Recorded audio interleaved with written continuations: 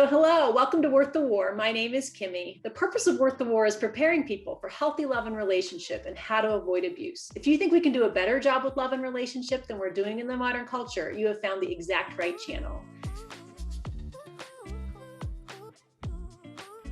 Today, I am really excited to introduce to you Steph Kollmar. Steph has been an adult survivor of and a childhood survivor of sexual abuse and assault, both at the hands of her family, as well as church abuse, as well as spousal abuse. And she has endured more in her young lifetime than we would want to say that she needs to raise her voice and heal from. And in that process, she has written a book called Free to Feel, Creating Peace to Heal.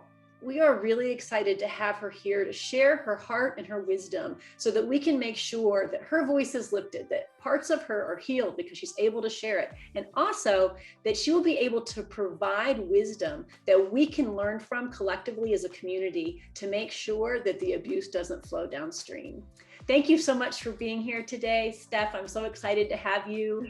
We are thrilled that you are here and taking the time. I know it's not always easy to raise your voice after experiences like this, so it means a lot to us that you would share your heart with us. Yay. So I want to ask you our tried and true question, which is, what is it that you wish you had known before you entered out into your peer environment, into your church environment, and even as you were growing up within your family that might have made a difference for the abuse that you endured?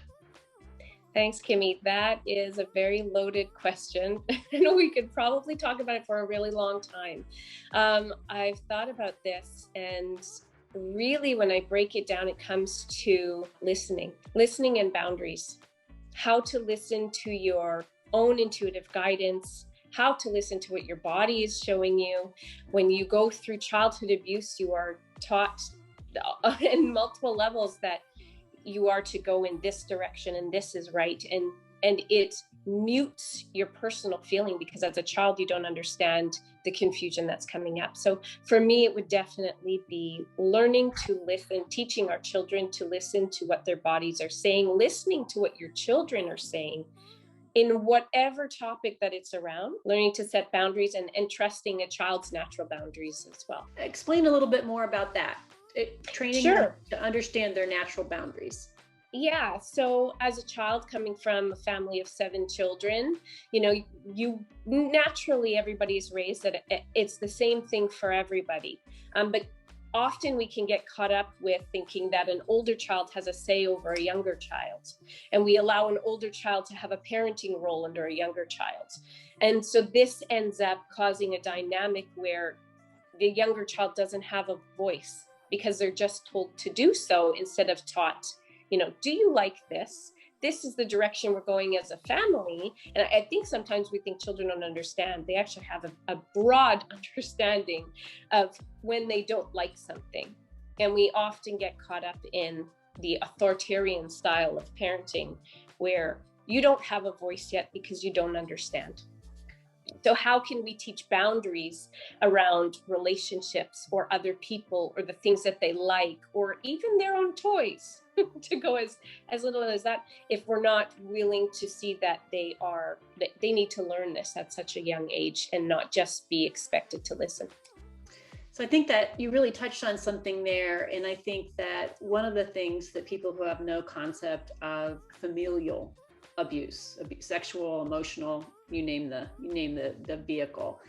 Really, it is very similar to church abuse in that we give deference because of titles, age, position, and family. So would you say then that it's more important for a parent to notice how that power is used? For instance, in your home, like if you have a child who appears to be bullying the younger siblings, is that something that you would say is a red flag?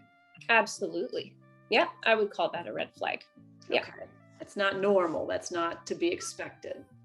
Absolutely. I think it's automatic for us to assume that somebody let's say at a higher position or is older, automatically has more knowledge or wisdom.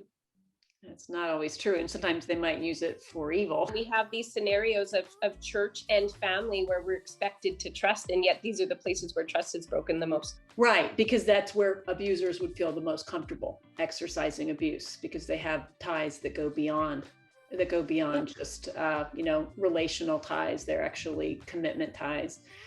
So you think that it's developing that inner ability to listen and set boundaries that gives our kids protection when they go into these environments. That's really helpful and very useful. I really look forward to hearing more from you on how we can create some of the environments that prevent these things. Obviously, as a young child receiving any kind of abuse in your home, we can't expect that they're going to be able to identify normal from abnormal. So we don't want to send Absolutely. that message, right? But we do want to talk about within the healthy family structure that these are the kinds of things that can protect them when they do leave the home, that will give them an intuition to be able to really read an unhealthy situation. So this has been so helpful. Thank you so much for taking the time to share today. I really appreciate it.